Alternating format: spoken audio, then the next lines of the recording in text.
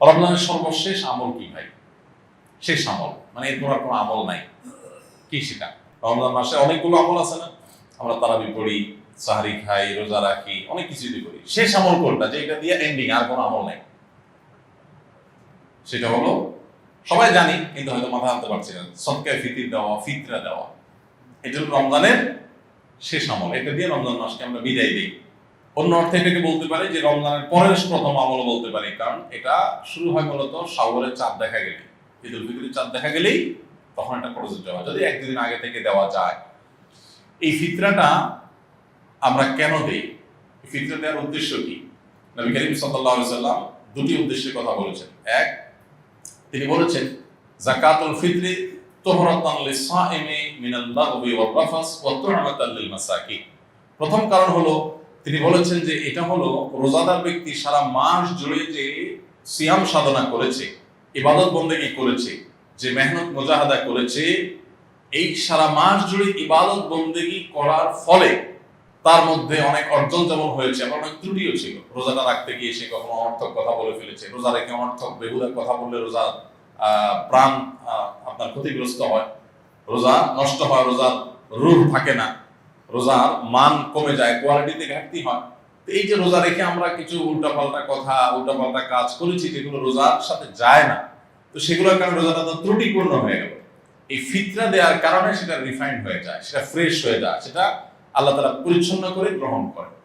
এই জন্য রোজার পুরা মাস, রমজানের পুরা মাস এবং সিয়ামের ভুল ত্রুটিগুলোকে ফ্রেশ করে সেটাকে আল্লাহর কাছে কবুলযোগ্য করে দেয় হলো ফিতরা। খুব বড় একটা বিষয়। আর দ্বিতীয় উদ্দেশ্য হলো ওয়াতু'মাতাল লিল মাসাকিন, গরিব দুঃখীদের মধ্যে খাদ্য দান কর্মসূচি অংশ হিসেবে ফিতরা আল্লাহ তাআলা দিয়েছেন। অর্থাৎ ইসলাম চায় যে ঈদের দিনটাতে অন্তত প্রত্যেক অভাবী মানুষের বাসায় খাবার থাকুক, কেউ যেন খাবারের কষ্টে না থাকে।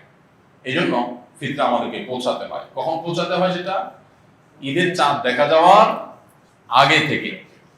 ফিতরা নিয়ে প্রতি বছরই অনেক আলাপ হয়, আমরা সেই দীর্ঘ আলাপে যাওয়ার সুযোগ সময় নাই। শুধু এইটুকু বলি, আমরা প্রায় সবাই আমরা ফিতরার সর্বনিম্ন পরিমাণটা দেওয়ার চেষ্টা করি। নবী করিম সাল্লাল্লাহু আলাইহি ওয়াসাল্লাম ফিতরার যে অপশনগুলো রেখেছেন সেগুলো কিন্তু বিভিন্ন রকম, ভ্যারাইটি আছে। সেখানে একটা অপশন আছে সর্বনিম্ন, সেটাই আমরা নেই। এবং প্রতি বছর আমরা খোঁজ করি যে ফিতরা এই বছর কয় টাকা ধার্য হয়েছে, 115 টাকা, তো দিয়ে দিলাম, বেঁচে গেলাম। যদিও পুরো পরিবারের তরফ থেকে দিতে হয়, পরিবারের কর্তা যিনি, তার ছেলে মেয়ে, তার স্ত্রী, এমনকি ছোট বাচ্চা কাচ্চা, তাদের সবাই পক্ষ থেকে, তার একান্নভুক্ত যারা তার বাসার সদস্যের মতো, এমনকি যে কাজের লোক, যারা বাধা কাজের লোক থাকেন, তাদের তরফ থেকে, এই সবার তরফ থেকে পরিবারের কর্তা দিয়ে দিবেন। এখন সবাই দেখে যে ফিতরা কত ধার্য হয়েছে। ভাই, ফিতরা সর্বনিম্ন যদি 150 বা তার সমমূল্যের খাদ্য হয়, তো ফিতরা সর্বোচ্চটা কিন্তু 1000, 2000 বা আরো বেশি হতে পারে। আপনি কিশমিশ দিয়ে দেন তাহলে একরকম হবে, আপনি গম দিয়ে দিলে আরেক রকম হবে, খেজুর দিয়ে দিলে ভিন্ন রকম হবে। তো অনেকগুলো অপশন আছে। তো আমরা সর্বনিম্ন গমের আইটেমটা বেছে নিই, যেটা সবচেয়ে সস্তা, এটা দিয়ে আমরা দেওয়ার চেষ্টা করি। কারণ আপনি কিশমিশ যদি চিন্তা করেন তাহলে কিশমিশের কেজি কত আর গমের কেজি কত, অনেক বেশি কম হয়ে যাবে। এই জন্য আল্লাহ তাআলা যাকে যতটুকু সামর্থ্য দিয়েছেন তিনি সেইভাবে ফিতরা দিবেন। এবং ফিতরা হিসাবে যদি আপনি খাদ্য দেন অথবা নগদ টাকা দেন, আমার পরামর্শ হবে ওয়াজিব ফিতরা তো ওইটাতে আদায় হয়ে যাচ্ছে, এতে কোনো সন্দেহ নাই। নফল হিসেবে যেহেতু ফিতরার উদ্দেশ্য গরিবের বাসায় খাবার পৌঁছানো, সেই যুগে নবী সাল্লাল্লাহু আলাইহি ওয়াসাল্লামের সময় গরিব শুধুমাত্র এই প্রিন্সিপাল ফুড এগুলোর উপর নির্ভর করত। চাল, ডাল, আপনার ডাল তো না, আপনার গোশত অথবা আপনার আটা, ময়দা কিংবা গম, এগুলোর উপরে নির্ভর করতো মানুষ। কিন্তু এখন মানুষের জীবনের যে আপনার জীবন ধারণের যে পদ্ধতি, প্রক্রিয়া, মানুষের যে লাইফস্টাইল, সেটাতে যথেষ্ট পরিবর্তন হয়েছে। তো ঈদের দিনে গরিবের হাসি, গরিবের আপনার আনন্দ, এটাকে পরিপূর্ণতা দেওয়ার জন্য আমার পরামর্শ থাকবে যে ফিতরা হিসেবে যা দিচ্ছেন আপনি এক্সট্রা হিসাবে, এটা ফিতরার অংশ না, বোনাস হিসেবে, নফল হিসেবে আপনি তাকে পারলে 2 কেজি মুরগি কিনে দেন। গরুর গোশত অনেক দাম, 1 কেজি গরুর গোশত, 2 কেজি গরুর গোশত কিনে দেন, একটু পোলাও চাল কিনে দেন, একটু সেমাই চিনি কিনে দেন। আমি প্রতি বছর এই কাজটা করি আলহামদুলিল্লাহ। ফিতরা যা করা, এর বাইরে একটা গরিব পরিবারের ঈদের আনন্দ হওয়ার জন্য, বাসায় ভালো খাবার দাবার প্রস্তুত করার জন্য যা যা দরকার, তার একটা প্যাকেজ একটা প্যাকেট তাদের বাসায় পৌঁছে দেন, তাহলে তাদের আনন্দটা 16 কলায় পরিপূর্ণ হবে ইনশাআল্লাহ। এটা আমরা করতে পারি। বিশেষ করে দ্রব্যমূল্যের ঊর্ধ্বগতির এই সময়ে অনেক মানুষ যারা আমাদের কাছে মুখ ফুটে বলতে পারছে না, অনেক কষ্টে আছে। আমরা কল্পনা করতে পারছি না যে এই মানুষটা খাবারের কষ্টে আছে। এরকম অনেক ফ্যামিলি আপনার আশেপাশে আছে, আপনি খোঁজ খবর নিলেই দেখবেন। রমজানের শেষের দিকে এসে দানের পরিমাণটাও বাড়ানো দরকার।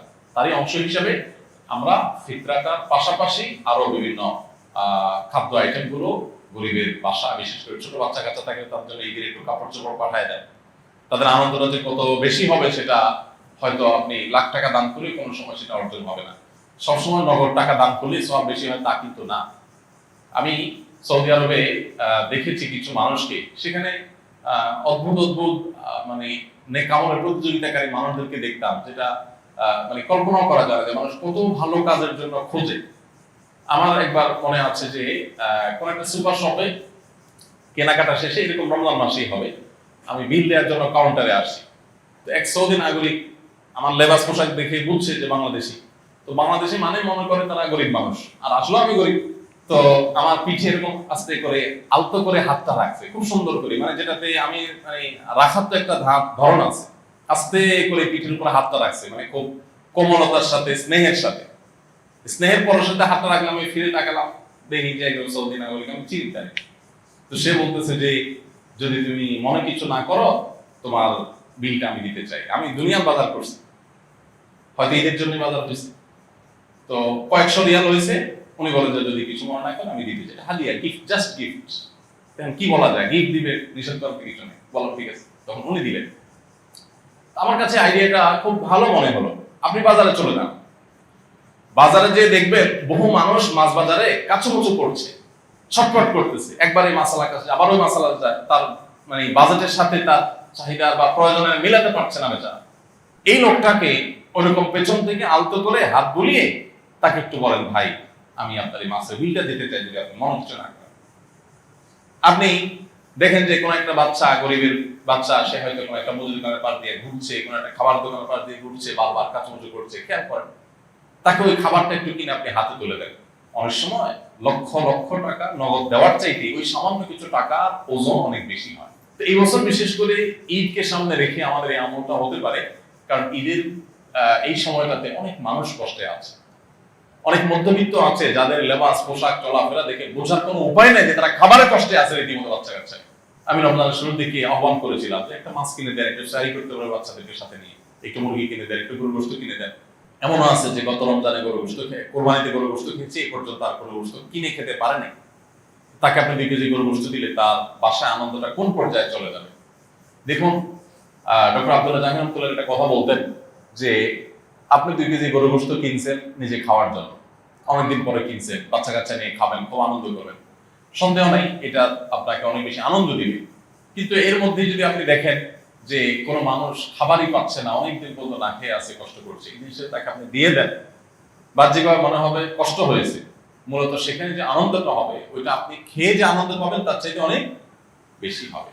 তো রমজানের শেষের দিনগুলোতে ঈদকে কেন্দ্র করে আমাদের এই সাদাকা দান, আমাদের আশেপাশে কারা কষ্টে আছে তাদেরকে খুঁজে বের করে তাদের মুখে হাসি ফোটাবার যে মেহনত, সেটা বেশি হওয়া দরকার। আল্লাহ আমাদেরকে তৌফিক দান করুন।